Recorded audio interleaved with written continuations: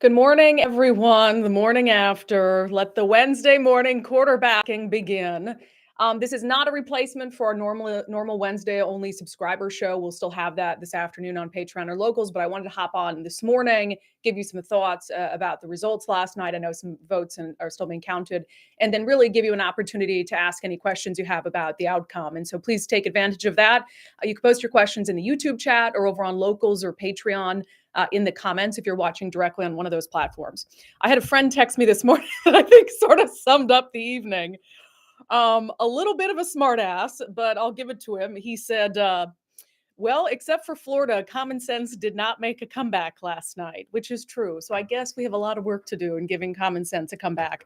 And I don't think that common sense is necessarily, relegated to one particular party, but you know, I think last night was the best case scenario for Democrats. I mean, every normal metric that we might use to determine how a midterm election would go just seemed to not matter. I mean, when I consider the state of the economy, I mean, gas prices continuing to be poor, crime, we just had hit our record for homicide rates in a single year in Washington state, a lot of other places across the country seeing the same thing. President Biden's really low approval ratings and the fact that the party in power just generally doesn't usually do very well. I'm really surprised by the results. I mean, there were certainly some victories for Republicans nationally. Ron DeSantis in Florida. I mean, whatever trend there was of Republicans underperforming clearly did not impact him. We'll talk a little bit more about Ron DeSantis and a lot on the show coming up this evening. In Georgia, Stacey Abrams losing, Brian Kemp keeping his governorship, I think is significant. Also, Beto O'Rourke lost in Texas. You have Stacey Abrams and Beto O'Rourke, who are sort of these perennial political candidates, and they never do well. And so it'll be interesting to see if that's it for them or if they're going to continue trying. So we will again, take some of your questions. I'm getting some questions in here via email as well, but I'll prioritize the questions here on the YouTube chat. As far as Washington State goes, I brought Mr. Crow, and I'm going to put him away, okay? I know some of you don't want to hear this, but the U.S. Senate race is unwinnable at this point, I think, for Tiffany Smiley. I'm pretty surprised by how far behind she is at this point. And just to give you the latest in that race, she has not conceded, but Patty Murray has declared victory, and most of the major networks, as well as the Associated Press, have called this race for Patty Murray. Right now, with about half of the ballots counted, Patty Murray is ahead 57% to Tiffany Smiley's 43%. That's a really significant margin. And I do think Tiffany Smiley is going to make that up quite a bit in late ballot counts, but I don't think that, she would have to get more than 60% of the remaining votes to be able to win. She says she wants to wait and see. I put the Crow away because I've been saying all along this was going to be a difficult race for Tiffany Smiley to win. And then when the polls showed them neck and neck, I thought, well, maybe I'm going to have to eat crow on this. So I think that if Tiffany Smiley doesn't make this margin up by a lot, there's going to be a lot of question about that polling. And not just like there were some right-leaning polls that were done, but there were also some polls that have been pretty reliable that had put her steadily making ground on Patty Murray all the way up to Election Day. So to see a 14-point deficit this morning is really staggering. A couple other things before I get to questions. The race for Secretary of State, right now, Steve Hobbs, the Democrat, is winning, but not by a lot. Julie Anderson, the nonpartisan, who I told you is the one that I voted for, because I think she's the most experienced one for the job, and I like the cojones to not run with a political party affiliation. She's at 47% to Steve Hobbs' 50%. That's an easily make-upable margin. But here's what bothers me. 50,000 votes for a write-in. Okay, that's not very much, and that's why I say write-ins are impossible. Brad Clippard ran as a write-in for a Republican. Those are very difficult. But that's about the margin that Julie Anderson is trailing. So at the end of the day, Brad Clippard could very well hand this over to Democrats. So it could be Republicans giving a seat to Democrats that they've wanted this entire time. Two more things I want to touch on before I get to questions. In the congressional districts, the two key races nationally people are watching are still up in the air. The 8th congressional district, my congressional district, Congresswoman Kim Schreier, the Democrat, has 53% of the vote. Matt Larkin has 47% of the vote. This race has not been called. I do think Matt Larkin is going to make up ground in late ballot counts. And so this one's going to be close. I don't think that Kim Schreier is going to be comfortable with that margin right now. So that's still an opportunity, I think, for Republicans in Washington state to get a win, right? To get back a seat that they'd held for such a long time that hasn't been in Democrat hands very long. And then the last thing I want to check in on, down in the 3rd congressional district. Remember, this is the seat that was held by Jamie Herrera Butler. She voted to impeach Donald Trump. She got primaried by Joe Kent, a Trump-backed Republican, and she lost in the primary. So right now, and remember, this has been a red district. Right now, the Democrat, Marie Perez, is winning with 53% of the vote. Joe Kent has 47% of the vote. But remember, Joe Kent, the same thing happened in the primary. He was behind, and then he surged in late ballot counts. So I can see Joe Kent pulling this one off pretty easily as the rest of the votes come in. Okay, let's get to some of your questions. This one is coming from Conrad on locals. Brandi, one thing I'm hoping you can address, how did what I consider candidates who are regressive on street disorder and public safety in Seattle and King County, like Lisa Mannion, a couple other candidates he gave an example of, take decisive early leads when they have light approaches to the biggest local issues? I'm encouraged by national results at the federal level, but disheartened by the likely winners for these important local offices. So Conrad brought up one that I have not touched on this morning, and that is the race for King County prosecuting attorney. So, Jim Farrell was the candidate. They're both Democrats. Although Jim Farrell used to be a Republican, he was the candidate who was going to be tougher on crime. That has been his whole stance. And he's losing by quite a bit, 44% to Lisa Mannion's 55%. Lisa Mannion has been in the prosecutor's office for years as a chief of staff. And so I share your, I'm baffled as well, I guess, Conrad. And I think Jim Farrell will make up ground in late ballot counts, but I don't know if he's going to be able to make up enough. To see the state of public safety and the state of street disorder, et cetera, and quality of life, I really thought Jim Farrell would be a big winner on election night. And so I guess, maybe that's a result of us each being in our personal bubbles, but me for prioritizing the economy and public safety. Clearly, that wasn't the priority for a lot of voters in King County. Now, again, he could make up some ground, but I don't know if that's just because maybe it's an issue that hasn't touched them personally. Maybe they're okay with a certain level of crime because they live in a major city. I think generally speaking, if you want my general thoughts on why things didn't go as well for Republicans as I think, given all the factors, I don't know why maybe it's because I didn't get any sleep last night. If you want my general thoughts on why I think things didn't go well for Republicans, I don't know if some of you aren't going to want to hear it, but how many times have I said this stolen election bullshit has to stop? I mean, that's not a campaign strategy. That's not a campaign platform. And you saw quote unquote election deniers. I won't get to that term because I disagree with the media's very liberal use of that term. They underperformed last night. Last night was a very bad night for President Donald Trump. I mean, look what happened. Across the board, but you had some key races where he made endorsements in, like Mehmet Oz, where they just did not do well. Herschel Walker in Georgia, they're going to probably have to head to a runoff. So I can't imagine Trump's too happy. But, this was an opportunity, I think, for Republicans to focus in on not just what Democrats were failing on, which is really so many things, but to focus on how they were going to fix it. As opposed to, and again, this is Wednesday morning quarterbacking, but as opposed to pointing at Democrats and saying, look how bad crime has got, look how bad the economy is, and inflation, X, Y, Z. That's easy to do. What's harder to do is to present solutions. But also, I think Democrats did a very effective job, although in some cases, I think it was dishonest, at painting Republicans as extremists. For some reason, the threat to democracy thing, I guess, maybe sunk in for some folks, although I think that was absolute fear-mongering. But I'll get to a couple questions, and then later on when we wrap up, I want to talk about this use of election denier.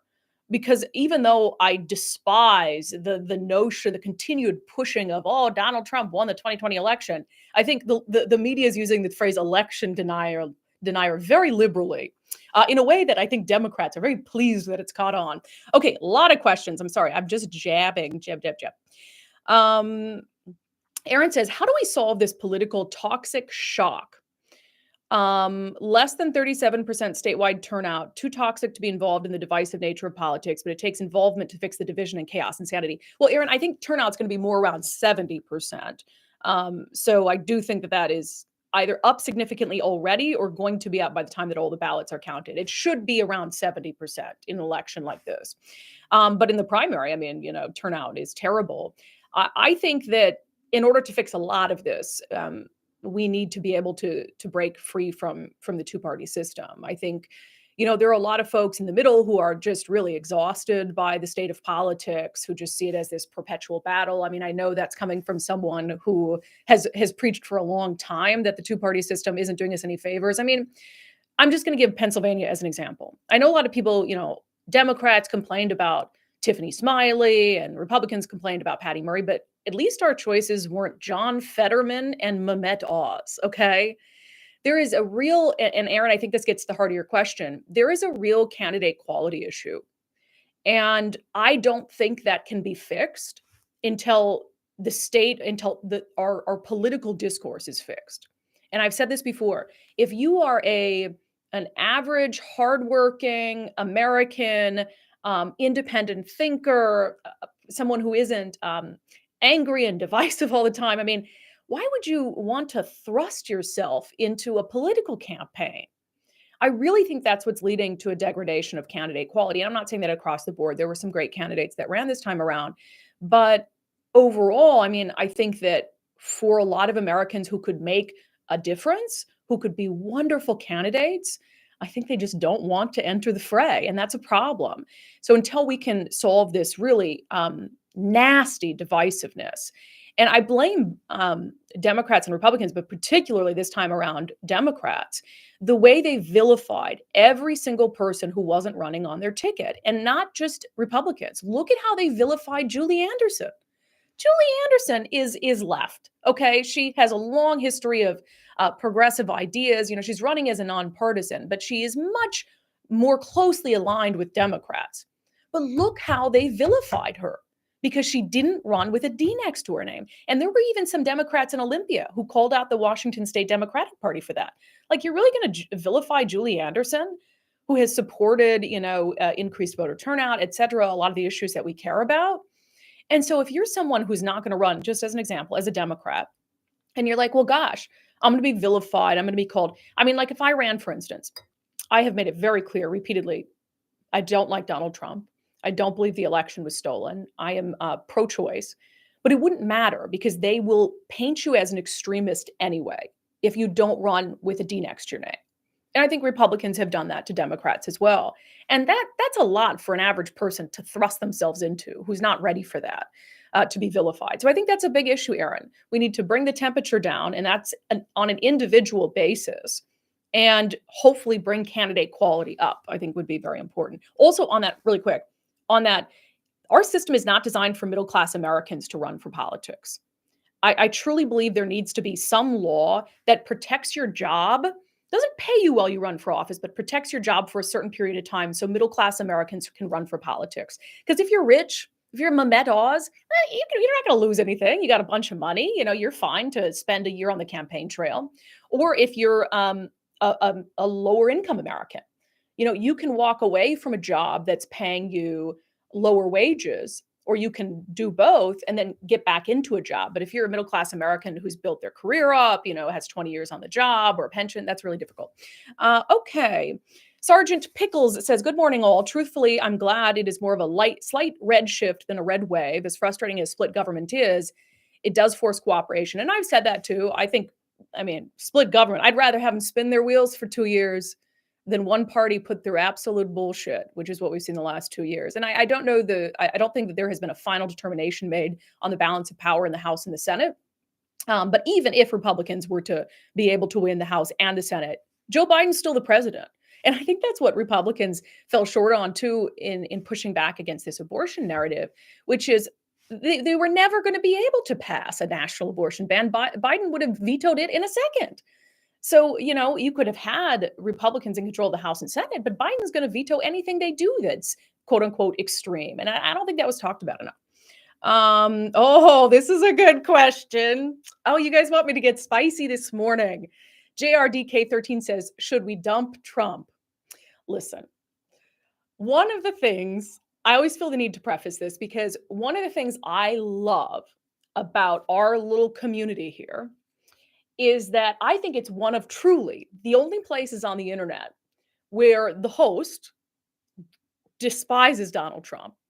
Yet a lot of people who watch the podcast and consume the podcast like Donald Trump. And I like to think that's because I don't outright vilify anyone who voted or liked Donald Trump. I'm more interested in understanding why and in talking about why Donald Trump appealed to so many people and the policies that he pushed. But I've made it clear that I don't like Donald Trump. I never voted for him. I don't want him to run again. And I do think, and again, I think that this was a bad night for Donald Trump and a really good night for Ron DeSantis. I think that last night made it clear that the Republican Party would be better served moving on from Donald Trump and looking toward Ron DeSantis. I can see, and I actually think one of the big takeaways from last night is it'll probably be Ron DeSantis and Gavin Newsom 2024. Gavin Newsom, despite a recall effort, had a really good night, got reelected governor of California. He's been, trying to boost his national presence. He's already been attacking Ron DeSantis. And Ron DeSantis, look, he won not only with 60% in Florida. There's a helicopter outside my studio. Can you hear that? 60% in Florida. He won Miami-Dade County for the first time a Republican governor has won Miami-Dade County in 20 years. The last time I think was Jeb Bush in 2002. I think it was Jeb Bush, 2002. Wow, there's a helicopter like legit overhead. Am I being raided? And so why that's important with Ron DeSantis winning Miami-Dade County is there's a huge Hispanic and Latino population there. And they came out in force for Ron DeSantis. So Ron DeSantis has Florida. I mean, obviously, that's a critical state to win in a presidential election. And I think he has momentum. I think he was a big winner last night, and some of Donald Trump's candidates, not so much. So should you dump Trump? That's up to you. I'll never tell you guys what to do. I'll just share my thoughts and let you make your own determination. But I think that Democrats have really effectively used Donald Trump as a way to paint even candidates that weren't extreme as extremists. Okay, all right. Let's see. A lot of Trump-backed candidates lost this midterm election. I don't think he's helping. That's Lieutenant Dan's thoughts. Let's see. Black Ops, Brandi. I know, Bob. Like could you guys hear that really well? It was right over our studio. Oscar Love says, what about Nikki Haley? I used to be a huge Nikki Haley fan. I really, really was. When I watched her speech about in the UN about what Iran had done with what was the gas they used on their own civilians, and she was holding up those pictures of children in the speech she gave at the UN. I was smitten with Nikki Haley. What's disappointed me about Nikki Haley is what I feel is a lack of a consistent moral compass. She's sort of in Trump's camp, out, in, out, this candidate, that candidate. And that's kind of off-putting to me, because I'd like people to just take a position, be who they are, and not worry about the kind of political implications. And so she kind of seems to try to endear herself to Trump or back away from Trump whenever it's politically expedient. And that's really been a turnoff for me. So I don't know about Nikki Haley. And I don't think Nikki Haley could beat Ron DeSantis. Let's see. Tulsi Gabbard is making noises again. Yeah, I think Tulsi Gabbard might try to run as a Republican. We will see. I want to is there any local election questions? I'm just going to scroll through and see if I missed anything here. Joaquin, is that how you pronounce your name? Locally, we dreamed, but nothing changed in Washington state. Moving is still the best option. Don't move. Don't move. I mean, you can move if you want. That's fine.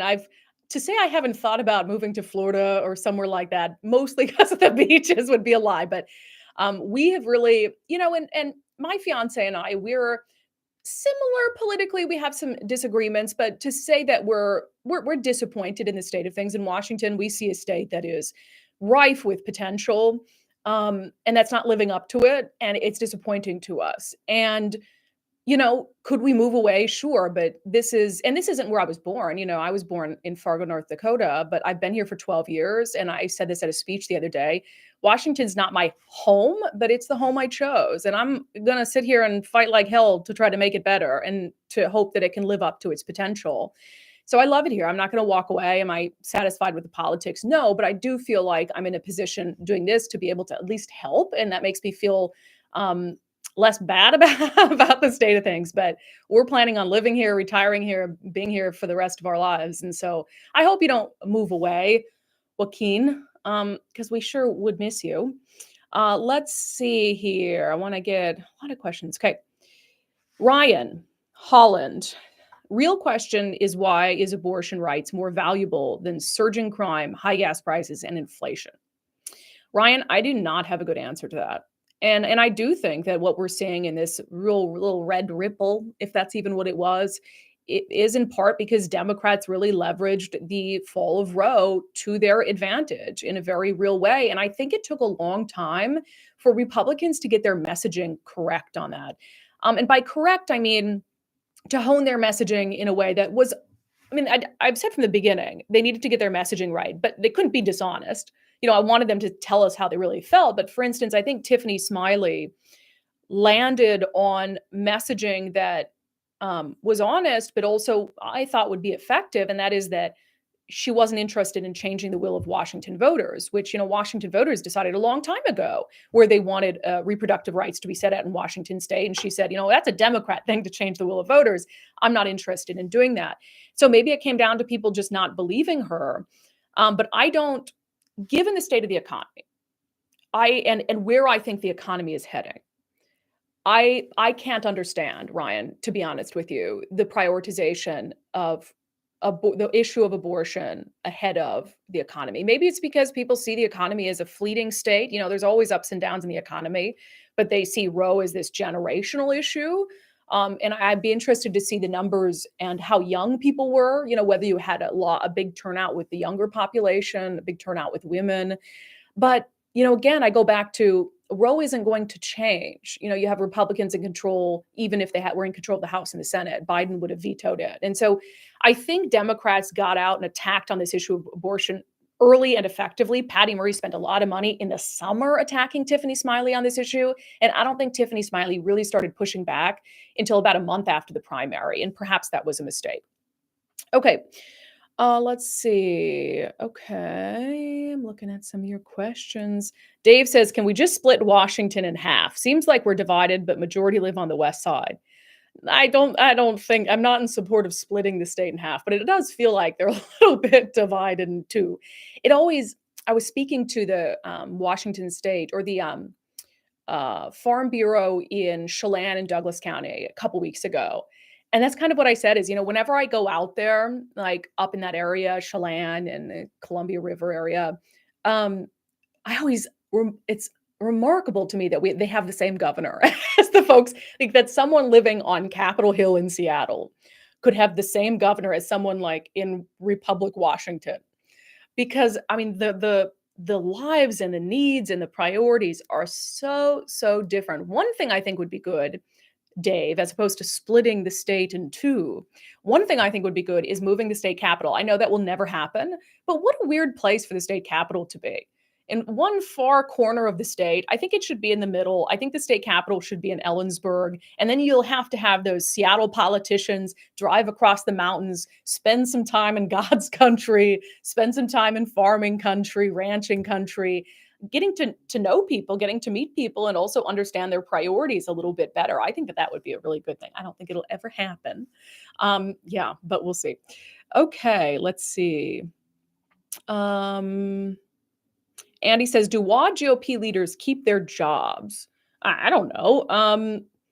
I mean, I think definitely let's see what happens with the 8th congressional district, because that could be a big win for WA GOP if they can get that seat back. But also, and let me just update you guys on a couple other things. So remember we talked about there's a couple races for state house and state senate that are still undecided, and they're really important races. And we've talked about a couple of them, and I just want to, Washington State.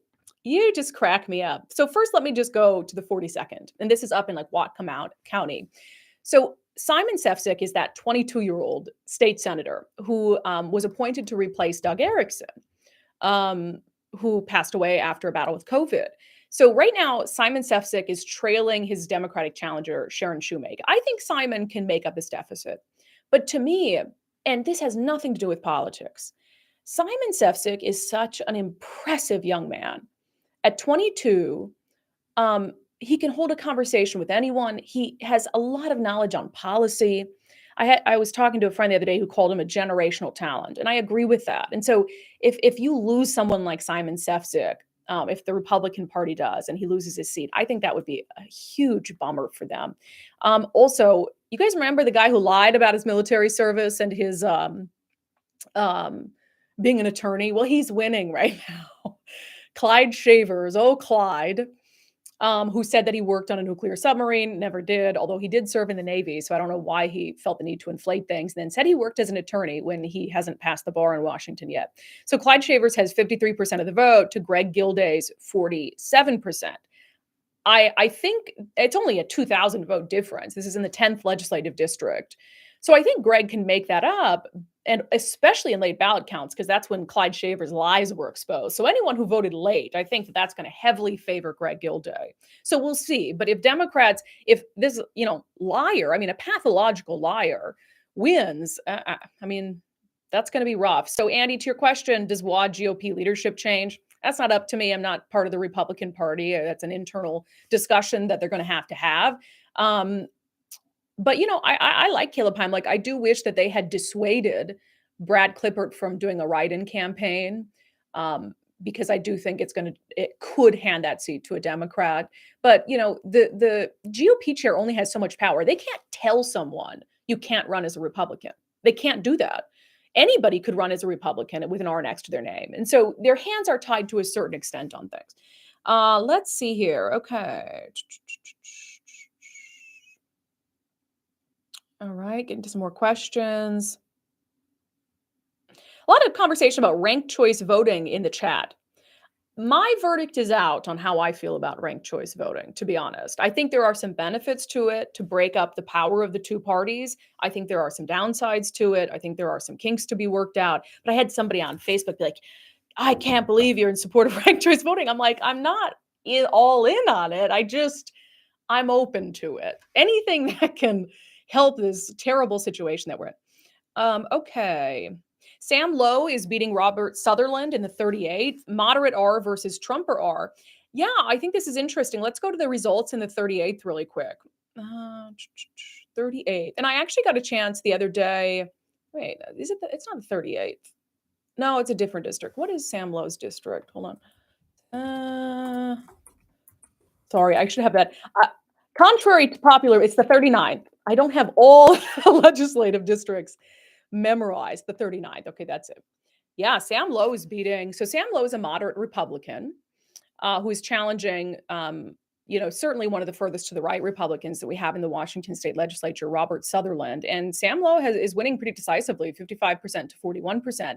I had a nice time to spend some time chatting with Sam Lowe for the first time the other day. We were at the Snohomish County Canine dinner and auction. We were sitting at the same table, and we talked a lot about politics. It was nice. It was actually, I think, the day, was it Saturday? It was just this past Saturday. So I got a chance to meet him. So really nice guy. And he seems to be winning in that race. Okay, let's see here. Bob says both parties have their fringe bases that shun moderate views. Yeah, that's true. Let's see. Eastern Law. The token toker. Is that weed? Are you talking about weed? The token toker? What's your opinion on the eastern side of Washington? I love the eastern side of Washington. In fact, my fiance and I are going to retire out there. We've already bought a little slice of land out there that we're going to retire on one day. So we will be future residents of the eastern side of Washington. It's one of the most beautiful places on the planet. The Scuba Steve says, I'm stunned Joe Kent is losing. Isn't it a deep red district? Referring to the 3rd Congressional. We touched on this briefly at the beginning. I think Joe Kent is going to make that deficit up. So I wouldn't count him out right now. But yes, traditionally the 3rd has been a Republican seat, but I wouldn't call it deep red. It's not like the 4th or the 5th.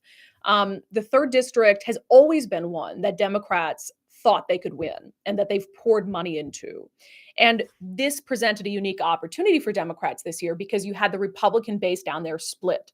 You had Jamie Herrera Butler, who, voted to impeach Trump, Joe Kent, who came in to challenge her. And so it fractured the base. And so what this election was a test of is whether the base, the Republican Party, could come together to keep that seat, or whether they would let this petty political infighting get the best of them. And I think we'll find out if Marie Perez wins and Democrats win the third. It would be a huge blow to Republicans and hopefully a wake-up call that this fractured infighting is not sustainable for them as a party. But I think Joe Kent can make up that deficit. We will see.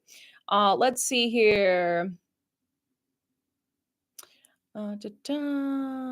Tiffany is the head of WA GOP, Bob asks. I don't know. I'm sure Republicans have maybe somebody knows here if somebody's actually a member of the party, if that's if they elect a new head of the state GOP every year. I think it's probably every year. Okay, let's see here. Does Jay Inslee try another run for president? That question from Oscar Love. Probably. Who cares as long as he doesn't run for governor again, which he won't, by the way. Dave says, would you ever consider running for political office? I wouldn't rule it out. Not right now. But, I think for a lot of the reasons sorry, somebody's saying that they're being silenced on YouTube. For a lot of the reasons I laid out earlier, I think that there's, I would run as an independent, and that's really hard. It's really hard to run, I think, outside of the party system. I mean, everything they have at their disposal immediately when a candidate walks in and, is running as a Democrat, the voter information, the infrastructure to be able to reach voters. That stuff's really important. And that's why it is so difficult to win as an independent. And so, I'd only ever run a campaign I thought I could win. And I think the political environment would have to be right for an independent candidate. The token toker says, yes, that means weed, Brandi, LOL. Thanks for clarifying. Let's see. Okay. Joseph Mata. Hello, my friend Joseph. Not sure if you already covered this, but curious about your thoughts on the Senate race and what Miss Smiley could have done differently. So yeah, I've covered the Senate race a little bit, but not that aspect. Again, this is Wednesday morning quarterbacking. And I've said from the beginning that I thought it was going to be hard for Tiffany Smiley to win. And I've maintained that despite the polling that showed her kind of neck and neck, although, that polling was making me second guess myself. As far as what she could have done differently, and again, this is just my sort of Wednesday morning quarterbacking. I think that a lot of new political candidates, it's going to sound a little mean, but I don't intend it to sound mean. I think that, and I was at a lot of the same events as Tiffany, doing speaking engagements and stuff, and kind of heard the same exact speech over and over. And I think sometimes it can come off a little rehearsed. And so I think that Republicans should have spent a lot of time with her, sort of working on her forward-facing presentation, making sure that she really honed in those policy ideas. I was really impressed, though, from the first interview I did with her after she launched to where the interview we did last week. I mean, she's come so far. But I think that's always a challenge, right? When you go from not running for politics to U.S. Senate. And so I think it took her a long time to get comfortable with her opinions on policy issues. But more recently, like I said, I think that she should have come out swinging a little harder in the summer to push back against this narrative that she was like some sort of wanted a national abortion ban. I think she needed to hone her position on that right away, right after the fall of Roe. She should have honed her position. Instead, she didn't hone it until September in a way that I think was something that Washington voters could accept. And so I think that was a mistake. But again, Wednesday morning quarterbacking. But Tiffany, here's something that bothers me. I'm going to do a little rant. There's this guy that works for NPR or something, or like the local NPR station. So CNN last night, let me read this for you. CNN called this race last night. And one of CNN's senior political reporters, this is how he chose to call the race, okay? He said, his name's Daniel Dale. CNN projects Washington Senator Patty Murray has defeated Tiffany Smiley, whose campaign redesigned her website after the GOP primary in a way that buried her old claim that the 2020 elections raised serious questions about the integrity of our elections. So this is when CNN chooses, 160 words on Twitter, 140 words on Twitter, to describe Tiffany Smiley in announcing her defeat. That's what they chose to focus on. And I go back to this calling her an election denier, which I think is absurd. I interviewed Tiffany Smiley way at the beginning and asked her about Donald Trump in 2020. And she's never said that she thinks the election was stolen from Donald Trump. There is a lot of room, a lot of daylight between I think the election was stolen from Donald Trump and I think that there are concerns. I have questions and concerns about our elections. Are we saying that no one is allowed to have any questions or concerns about our election integrity? Because that's where Tiffany Smiley was. And election deniers are way over here. And the media is calling everyone in between there, from the Tiffany Smileys to who's the Carrie Lakes, election deniers. I think that's a very liberal use of that term. And they've done it. So Democrats did it and labeled all those people election deniers. And then the media did it as well. And so you have CNN, if you go to at CNN Politics on Twitter and read how they called races, in every single instance where there was a Republican who won or lost, they said whether they were an election denier or not. Like that was how they were characterized. And so when I look at Tiffany Smiley, this is someone who has a remarkable story. Husband lost his eyesight serving our country. She stepped up to fight for him. She stepped up to fight for him in DC. She made changes to the VA to benefit other veterans. She was lauded for that work by Patty Murray in 2018. This is someone who started out with almost zero name recognition in Washington a year and a half ago and has come to a place where she forced Democrats to spend millions of dollars to ensure that Patty Murray kept that seat. That's significant. And I think that that's something that Tiffany Smiley should be applauded for, from where she was to where she is. And to have the media focus on, she took something off her campaign website that she had serious questions about the integrity of our elections. Come on. And I asked Tiffany Smiley, by the way, about that. When I had her in here, our interview was cut short. We only had 15 minutes. We were supposed to have like 30. But when she got to leave, I said, I ran out of time, but I wanted to ask you, why did you scrub your campaign website of that? And she said, I didn't scrub it. She said she released, and I believe her explanation. She released her platform for reform and something. She had like this whole new platform she posted after the primary. And when that new one posted in terms of her priorities for recovery and reform, the old stuff went away. She said, that's all that happened. It wasn't scrubbing my old stuff. It was putting my new platform for recovery and reform. And I believe her. So it bothers me to the core. And I go back to that NPR guy. He was I called CNN out for characterizing it in that way. That this is really your key takeaway from Tiffany Smiley's campaign. And some NPR guy's like, yeah, she's an election denier. And I'm like, dude, she has never denied the election. So let's save election denier for people who are actually claiming that Joe Biden isn't the legitimate president. Because if you want to go there, if you really want to go there and say, oh, we can't ever question the integrity of the elections or the election process, then we have a conversation that we need to have about Hillary Clinton. If we're being intellectually honest, Hillary Clinton just 2 weeks ago already said that the right-wing Republicans are going to try to steal the 2024 election. We have a conversation we need to have about Stacey Abrams in Georgia, who still believed that Brian Kemp stole the election the first time around. So let's be careful about saying that no one can question elections, because a lot of people on both sides of the aisle have questioned elections. And let's be a little more careful and a little more choosy about who we call election deniers. And that goes to the media. Okay, let's see here. Lieutenant Dan, Tiffany should have come out as pro-choice, being she chooses life for herself, but will never impose that choice on others at a national level. Yeah, but she's not pro-choice, and that would have been dishonest. So that's tough. I see what you're saying and how you're trying to do it, but I don't think that her taking a dishonest route would have been appropriate. Okay, let me go over to Patreon and see if there's some questions on Patreon. I want to make sure I get to all you guys, my friends on Patreon. Let's see here. Okay. Just some comments, not really questions. I want to check locals.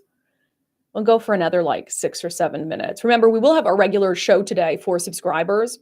If you are not an undivided subscriber, why not? We do fun stuff like this all the time. Um, you could be an undivided subscriber. I'll put links in the comments here if you want to be a subscriber because our Sunday or a Wednesday show is only for subscribers. Let's see. I'll answer three or so more questions. Let's see here. My bet is that she runs for governor next, Tiffany Smiley. I doubt it. Let's see.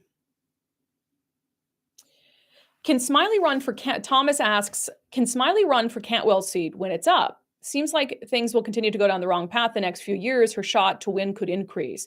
I have said from the beginning, Thomas, that I thought Tiffany should have waited and run for Maria Cantwell's seat.